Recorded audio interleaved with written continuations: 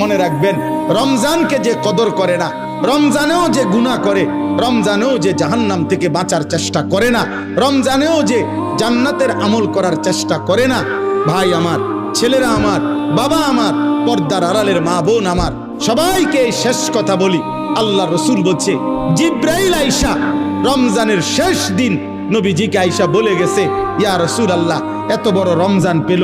ইফতার, সাহারি, তারাবি, এতেকাফ, শবে কদর, প্রতি ঘন্টা মিনিটে এত মাফ নেওয়ার সুযোগ থাকার পরেও যেই নাফরমান জাহান্নাম থেকে বাঁচার চেষ্টা করে নাই, গুনাহ থেকে আল্লাহর কাছে মাফ নেয় নাই, জান্নাতের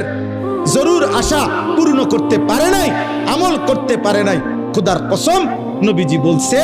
জিব্রাইল আইসা বলছে, ইয়া রাসূলুল্লাহ, এমন নাফরমানের উপরে আল্লাহর লানত, আল্লাহর লানত, লানত, লানত। নবী বলছে আমিন।